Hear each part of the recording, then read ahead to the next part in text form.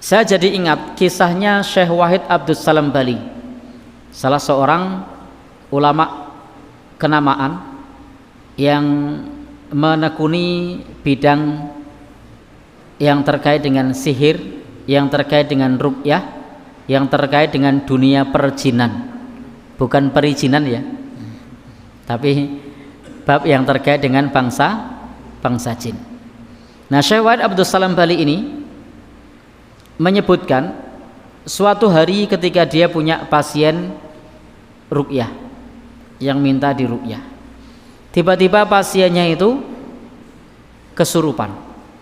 Seperti biasa ketika diruqyah orang, kemudian salah satu reaksinya adalah kesurupan.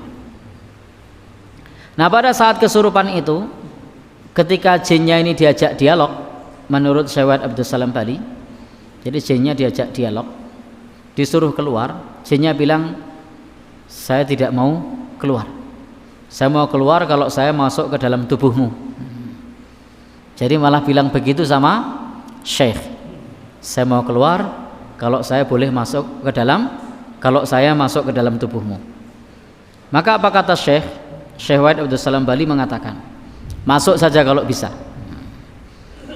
Nah, setelah itu kemudian sejurus kemudian, bahasanya pakai sejurus. Nah, jadi beberapa saat kemudian ternyata syaitan yang ada dalam tubuh pasien ini menangis. Kenapa menangis? Karena tidak bisa masuk tubuhnya Syekh. Dan kenapa tidak bisa masuk? Salah satu jawabannya cukup mengejutkan. Karena tadi pagi kamu membaca la ilaha illallah wahdahu la syarikalah lahul mulku wa lahul hamdu wa huwa ala kulli syai'in qadir. Jadi jinnya bilang tidak bisa masuk karena tadi pagi kamu baca la ilaha illallah wahdahu la syarikalah lahul mulku wa lahul hamdu wa huwa ala kulli syai'in qadir. Ini salah satu yang dipaparkan oleh Syekh Wahid Abdus Salam Bali. Jadi sebagaimana disebutkan dalam hadis bahwasanya bacaan ini sebagai benteng dari syaitan.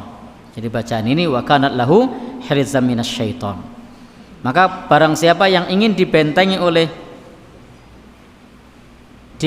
dari syaitan, salah satunya adalah membaca doa ini. Ini sudah direkomendasi oleh Nabi, wa kanat lahu hirzam minas syaitan.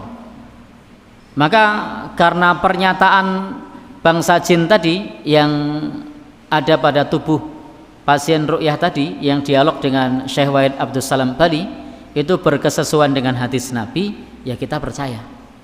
Kenapa? Karena berkesesuaian dengan hadis Nabi. Tapi jika ada perkataan dari syaitan atau bangsa jin yang bertolak belakang dengan hadis Nabi, maka jangan dipercaya, tidak boleh kita percaya.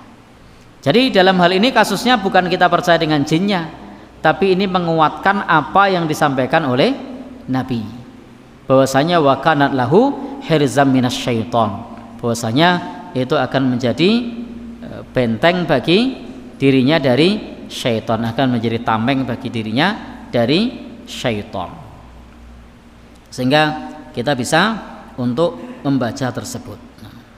Kita bisa membaca tersebut. Dan ini wahadhi sahlah, ini adalah lafadz yang mudah. Bisa saja ketika kita menunggu sholat subuh, setelah kita datang di masjid, lalu kita membaca ini. Kenapa? Karena anjurannya dibaca di waktu pagi. Jadi ketika kita hadir di masjid sembari menunggu iqomah, nah kita bisa baca ini. Berapa kali tadi? 100 kali. Atau bisa pula kita baca ba'da tulu'il fajri, setelah matahari terbit. Jadi bisa pula kita baca setelah matahari terbit. Dan ini juga termasuk perkara yang yambaghi lil insan, hendaknya bagi manusia itu untuk melakukan dengan mudawamah, dengan terus menerus. Wa yambaghi ayyaqulaha fi awalin nahar, Dan ini dibaca di awal siang, maksudnya di waktu pagi. Untuk apa? Litakuna hirzan lahu minasyaiton, agar menjadi benteng dari syaitan.